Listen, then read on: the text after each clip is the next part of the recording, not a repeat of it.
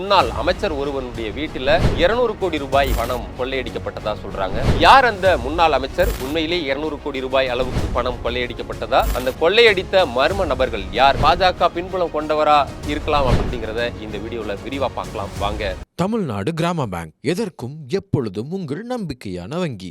நீங்களும் ஒரு அரசு ஊழியராக உங்கள் எதிர்காலம் சிறப்பாக அமைய உங்கள் வழிகாட்டியாய் the Mount Study Centre Tiruvallur. Training program for UPSC, TNPSC, TNU, SRB, TET, RRB, SSCL ranking. Kumudam நேயர்களுக்கு வணக்கம். நான் உங்கள் இளையராஜா. இன்னைக்கு நாம குமுதம் ரிப்போர்ட்ல எதை பத்தி பார்க்க போறோம் அப்படின்னா, மதுரையில குறிப்பாக ஒரு முன்னாள் அமைச்சர் வீட்டில் 200 கோடி ரூபாய் பணம் கொள்ளையடிக்கப்பட்டதா சொல்றாங்க. அதுவும் முருக பக்தர் மாநாடு நடந்த ஜூன் 22ஆம் தேதி அன்று இந்த மிகப்பெரிய கொள்ளை சம்பவம் அரங்கேறினதாகவும் சொல்றாங்க. யார் அந்த முன்னாள் அமைச்சர்? உண்மையிலேயே 200 கோடி ரூபாய் அளவுக்கு பணம் கொள்ளையடிக்கப்பட்டதா? அந்த கொள்ளையடித்த மர்ம நபர்கள் யார் அப்படிங்கிறத இந்த வீடியோல விரிவா பார்க்கலாம் வாங்க. அதாவது கடந்த ஜூன் 22ஆம் தேதி மதுரையில முருக பக்தர் மாநாடு கோலாகலமா சிறப்பாக நடைபெற்றதை எல்லோருக்குமே தெரிஞ்ச ஒரு விஷயம்தான். 5 லட்சம் பேர் கிட்ட அதில் கலந்துக்கிட்டாங்க அப்படின்லாம் சொல்லப்படுது. அந்த அளவுக்கு பெரிய கூட்டத்தை மதுரையில் பார்க்க முடிஞ்சது. அன்னைக்கு மதுரை குலுங்க ஒரு திருவிழா கோலத்தில் இருந்த அந்த நேரத்தில் தான் ஒரு மிகப்பெரிய கொள்ளை சம்பவத்தை, ஒரு மணி ராபரியை ஒரு கூட்டம் பண்ணியிருக்காங்க, ஒரு மர்ம கும்பல் பண்ணியிருக்குது. அதுவும் குறிப்பாக யாருடைய வீட்டில் அப்படிங்கிறது தான் இன்னும் அதிர்ச்சியான ஒரு விஷயம். குறிப்பாக முன்னாள் அமைச்சர், அஇஅதிமுகனுடைய முன்னாள் அமைச்சர் செல்லூர் கே ராஜு அவர்களுடைய வீட்டில் தான் இந்த பணம் கொள்ளையடிக்கப்பட்டதா சொல்றாங்க. அமைச்சர் கே செல்லூர் ராஜு அவர்கள் 2011 இருந்து இப்போ வரைக்கும் மதுரை மேற்கு சட்டமன்ற தொகுதியினுடைய எம்எல்ஏவா தொடர்ந்து இருக்கிறாரு. அவர் தொடர் வெற்றியை பெற்று 3வது முறையாகவும் எம்எல்ஏவா இருக்கிறார். குறிப்பாக 2011 அவர் வெற்றி பெற்ற போது ஜெயலலிதா காலத்திலேயே அவர் கூட்டுறவுத்துறை அமைச்சராக பதவியேற்றார். எல்லாருக்கும் அது தெரிஞ்ச விஷயம். 2016 மீண்டும் அதே தொகுதியில் வெற்றி பெற்று மீண்டும் அதே துறையை அவருக்கு கொடுத்தாங்க. அதாவது கூட்டுறவுத்துறையை மீண்டும் அவர் வசமே அந்த துறை வந்துச்சுது.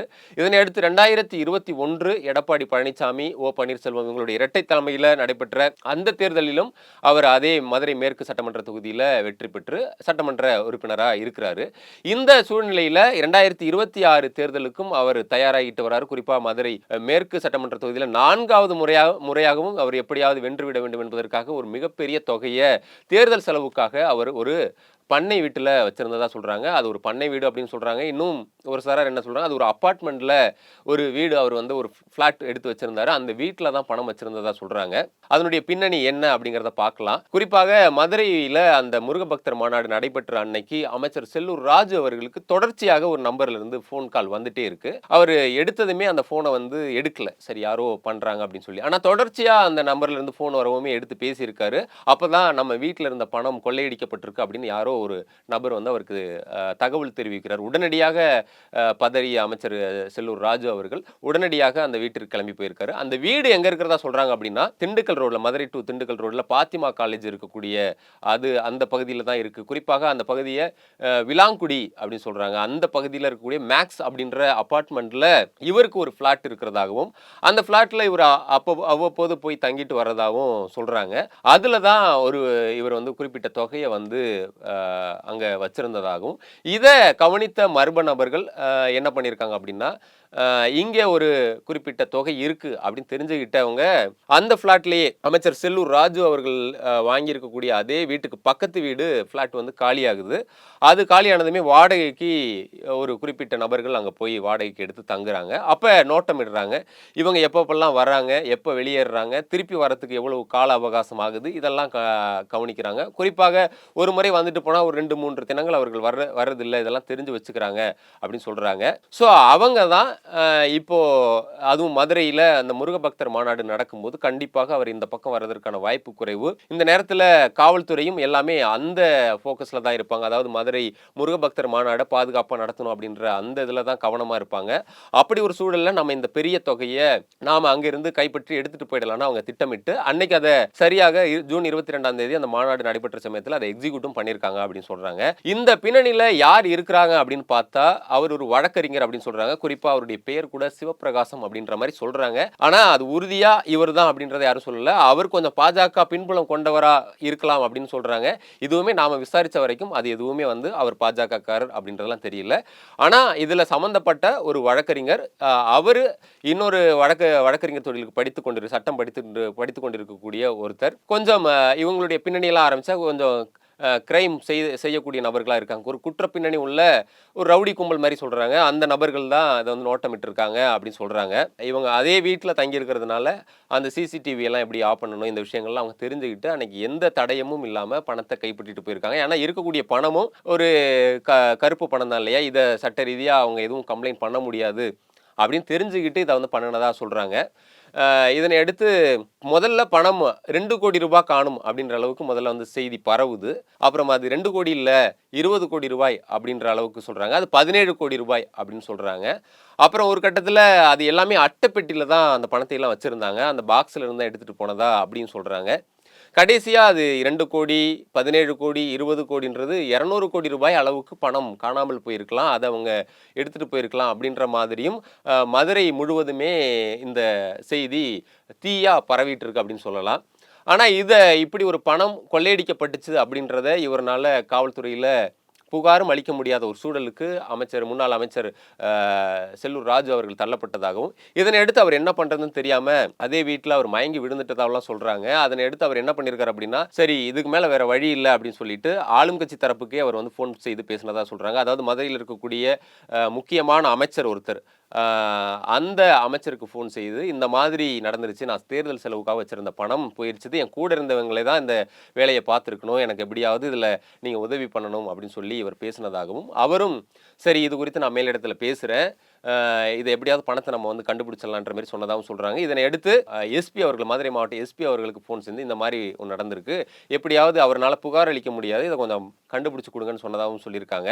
ஆனால் எஸ்பி தரப்பில் என்ன சொல்லியிருக்காங்கன்னா, கம்ப்ளைண்ட் எதுவும் இல்லாமல் நம்மளால் எந்த நடவடிக்கையும் எடுக்க முடியாது அப்படின்னு சொல்லினதாகவும், இதனை அடுத்து பண்ணை வீட்டில் ஏதோ மர்ம நபர்கள் வந்து உடச்சிட்டு போனதாக ஒரு கம்ப்ளைண்ட் கொடுக்கப்பட்டதாக, அதுக்கு சிஎஸ்ஆரோ எஃப்ஐஆரோ போடலை அப்படின்ற தகவலும் பரவி இருக்குது.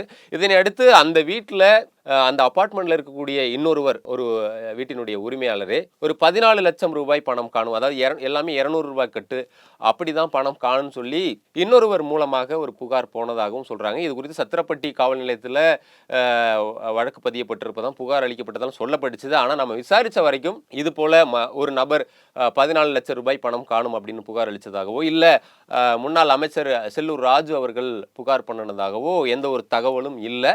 இதனை அடுத்து இது எல்லாமே பேசிக்கிற விஷயங்கள் என்ன அப்படின்னா, இப்படி ஒரு பெரும் தொகை போயிருக்கு அப்படின்னு சொல்றாங்க. அதே சமயம் 200 கோடி ரூபாயை அவங்க எடுத்துகிட்டு போகணும் அப்படின்னா மிகப்பெரிய ஒரு கண்டெய்னராவது அதுக்கு தேவைப்படும், ஒரு பெரிய ஒரு வாகனத்தில் தான் அதை எடுத்துகிட்டு போக முடியும், ஸோ அது அவ்வளவு சாத்தியம் கிடையாது அப்படின்றதும் சொல்கிறாங்க. அப்போ 200 கோடி ரூபாய் இல்லைன்னா அமௌண்ட்டு சின்னதாக தான் இருக்கலாம், அப்போ ஒரு 17 கோடி ரூபாய் இருக்கிறது தான் கரெக்டாக இருக்குன்ற மாதிரி சிலர் பேசுகிறாங்க. இன்னும் சிலர் என்ன சொல்கிறாங்க, இல்லை அதில் தங்கம் மாதிரி வேறு மாதிரியான விலை உயர்ந்த உலோகங்கள் ஏதாவது இருந்திருக்கலாம், வேறு விஷயங்கள் கூட இருந்திருக்கலாம், அதை அவங்க எடுத்துகிட்டு போயிருக்கலாம் அப்படின்னும் தகவல் வந்து போயிட்டு இருக்குது. ஆனால் இதனை அடுத்து இந்த வழக்கறிஞர் சிவபிரகாசம் தான் இதில் ஈடுபட்டதாக சொல்கிறாங்க இல்லையா, அந்த நபர் ஒரு கட்டத்துக்கு மேலே இது சீரியஸாக போயிட்டு இருக்கு. ஏன்னா அமைச்சர் அவர்கள் வந்து தொடர்பு கொண்டு துணை முதல்வர்கிட்ட பேசினதாகவும், அவர் இதெல்லாம் நான் தலையிட முடியாது, முதல்வர் அவர்கள் தான் பேசணும் சொன்னதாகவும், முதல்வர் அவர்களே இதில் தலையிட்டதுனால பிரச்சனை சீரியஸாக போகுது, அன்னபிஷியலாக இந்த கேஸை வந்து பார்த்துட்டு இருக்காங்க அப்படின்னு சொன்னதாகவும், இதனால சம்மந்தப்பட்ட கொள்ளையடித்த அதே நபர் ஒரு வீடியோவாக பதிவிட்டு, அண்ணே இது வந்து தெரியாமல் நான் உங்கள் பணம் தெரியாமல் எடுத்துட்டேன், இது ஒரு ஹவாலா பணம் நினச்சி எடுத்தேன், அதனால உங்க பணம் தெரியாது, மன்னிச்சிருங்க, நான் எல்லா பணத்தையும் எடுத்த பணத்தை உங்ககிட்டே ஒப்படைச்சிடுறேன், என்ன எதுவும் பண்ணிடாதீங்க அப்படின்னு முன்னாள் அமைச்சர் செல்லூர் ராஜுவுக்கே ஒரு வீடியோவை அவர் மொபைலுக்கு தட்டி விட்டதாகவும் சொல்றாங்க. அந்த வீடியோவும் நம்ம யாருக்குமே வந்ததா யாருமே பார்க்கல, நம்ம விசாரிச்ச வரைக்கும் இது எதுவுமே உறுதிப்படுத்தப்பட்ட தகவலா இல்லை. ஆனா அப்படி ஒரு பணம் கொள்ளையடிக்கப்பட்டதாகவும் அது கடைசியில் கண்டுபிடிக்கப்பட்டதாகவும் பணம் மீட்கப்பட்டதாகவும் பேசிக்கிறாங்க. கடைசியில் அந்த மதுரையில் இருக்கக்கூடிய முக்கியமான அமைச்சருக்கு முன்னாள் அமைச்சர் செல்லூர் ராஜு அவர்களே ஃபோன் செய்து ரொம்ப நன்றி எல்லாம் சொன்னதாகவும் சொல்றாங்க. ஸோ கடைசியாக கொள்ளையடிக்கப்பட்ட அந்த பணம் செல்லூர் ராஜு அவர்களுக்கு கிட்டத்தட்ட கிடைச்சிருச்சு அப்படின்னு பேசிக்கிறாங்க. இதில் எந்த அளவுக்கு உண்மை இருக்குது அப்படின்னு தெரியல, ஆனால் அது எத்தனை கோடி ரூபாய் அப்படிங்கிறது தெரியல. ஆனால் ஏதோ ஒன்று அமைச்சர் செல்லூர் ராஜுவுக்கு சம்பந்தமான ஏதோ ஒரு பண்ணை வீட்டிலேயோ ஏதோ ஒரு சம்பவம் நடந்திருக்கு அப்படிங்கிறத மட்டும் எல்லாரும் வந்து உறுதியாக மதுரை வட்டாரத்தில் பேசிக்கிறாங்க. உண்மையிலே என்ன நடந்துச்சு அப்படின்றத வந்து நமக்கு இது வரைக்கும் விசாரித்த வரைக்கும் ஆதாரப்பூர்வமாக எதுவும் இல்லை அப்படிங்கிறது தான் உண்மை. ஆனால் இந்த மதுரை முருகர் மாநாட்டுக்கு பின்னணியில் ஏதோ ஒரு சம்பவம் நடந்திருக்கு அப்படின்னு மட்டும் பேசிக்கிறாங்க. இப்போ குறிப்பாக பார்த்தோம் அப்படின்னா மதுரையை மையமாக வச்சுதான் தமிழக அரசியலே மையமிட்டு இருக்குன்னு சொல்லலாம். குறிப்பாக அமித்ஷா அவர்களுடைய வருகையாக இருக்கலாம், திமுகவினுடைய பொதுக்குழு கூட்டமாக இருக்கலாம், நடிகர் விஜய் அவர்கள் கூட மதுரை மேற்கு தொகுதியில் நிற்க போறதாலாம் ஒரு தகவல் போயிட்டு இருக்கு. இந்த மாதிரி சூழ்நிலையில் அமைச்சர் செல்லூர் ராஜுவினுடைய வீட்டில் பணம் கொள்ளையடிக்கப்பட்டிருக்கின்ற தகவல் இது எல்லாமே ஏதோ ஒரு செய்தியை சொல்லாமல் சொல்லுது அப்படின்னு பேசிக்கிறாங்க. பொறுத்திருந்து பார்க்கலாம் மதுரையில் இன்னும் என்னென்னவெல்லாம் நடக்க போகுதோ. தமிழ்நாடு கிராம பேங்க் எதற்கும் எப்பொழுதும் உங்கள் நம்பிக்கையான வங்கி. நீங்களும் ஒரு அரசு ஊழியராக உங்கள் எதிர்காலம் சிறப்பாக அமைய உங்கள் வழிகாட்டியாய் the Mount Study Centre Tiruvallur. Training program for UPSC, TNPSC, TNU SRB, TET, RRB, SSCL banking.